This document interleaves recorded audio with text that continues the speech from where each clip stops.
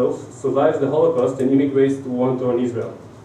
The two Adolfs survive the war only to meet again in yet another battle between them, between the Israeli military and Palestinian terrorists. The German Adolf later joins. Now, in spite of the horrific events surrounding the story, Adolf Nitsugu, as I see it, is basically a humanistic story. Two kids growing up in Kobe, shaken by turbulent circumstances and powerful history which is stronger than them. It is a story of conflict and of victimhood brought by war and atrocity. It also contains a lot of naive hope for a better, different future. It of course carries with it all the dramatization of manga and the black and white depiction of ideas and events, but this is understandable because manga, after all, is supposed to entertain. Here are some of the pictures from the Adolf Nitsugu manga. This is the part where they meet at the end of the story.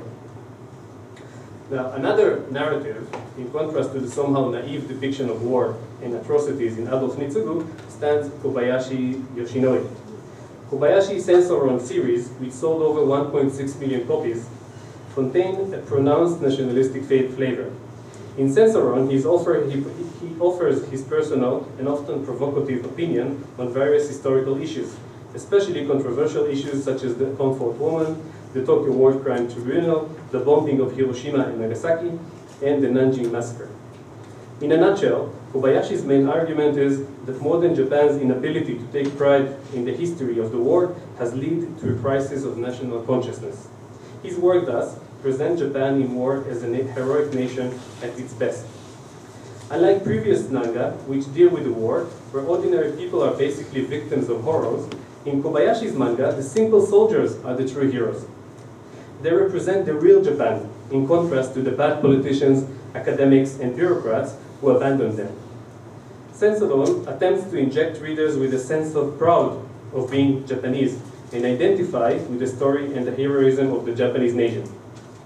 His depictions are accompanied with figures, references, and quotations which supposedly give his narrative a more scientific, academic allure. The most provocative example is of the Nanjing Massacre. And here are some of this is a kind of continuation of the series of the Tennoron and Showa Tennoron. Well, I mentioned that the good people in the Kobayashi stories are the soldiers, but not only the soldiers. The bad people in these days, of course, are the Americans, but actually the emperor, right? So the good people are, of course, the soldiers and the emperor himself, and wherever he goes, everybody loves the emperor, right? Like this guy who sells fish, and this old woman who tells him about vegetables, and even the idle people likes the emperor, right? So it's a depiction of the emperor. Well, this is a very small comparison, but I don't have so much time to go into it, so I'll move on. Given the above two narratives, the question is, what is the advantage and pitfalls of manga as a medium to remember and think about history? History in general, as we know, is a hard phenomenon to grasp objectively. As historian Carol Gluck points out, history, national history, and historical stereotypes are different things. As she shows about Japan, politically constructed myths and popular perceptions are no less powerful in shaping the way a country remembers its own past than the historical events themselves. Manga, as a popular culture commodity, more than other commodities, has the ability to articulate the identities of the people who consume it. This is because people tend to develop an emotional bond or a special relationship with popular cultures they like. There is a wide scale of literature called the cultural imperialism theory, especially from the 70s and 80s, showing that the spread of American pop culture does not only affect the consumption habits, but also the ideals about life and politics. After all, buying a pencil, a chair, or a shovel is different from watching a movie, reading manga, or listening to music. The difference is in the way popular culture products reflect images and narratives which have a greater potential to shape people's views and perceptions. At the same time, along its advantages as being a highly accessible medium for historical memory, manga also has a few disadvantages.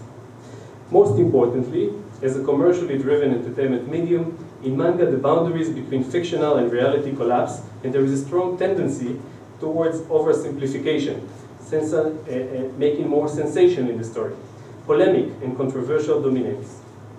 Thus, manga provide only a fragmented picture of the past, and its messages are inconsistent, implicit, and entertaining rather than instructive, correct, or complicated, as perhaps we expect history to be.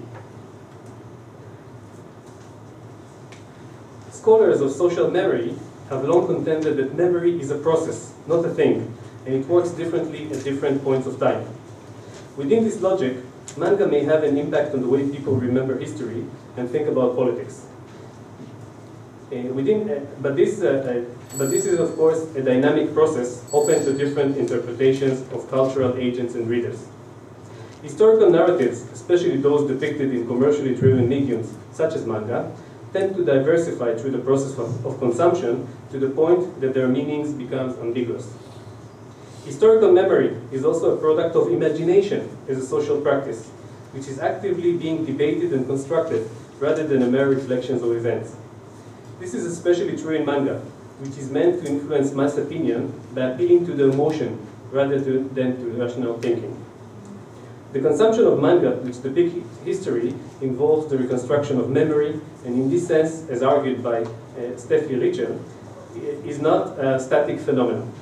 Rather, its representation is being affected by acquisition of new knowledge, as well as by new interests and interpretations, which occur especially at times when societies and culture experience periods of intense transition.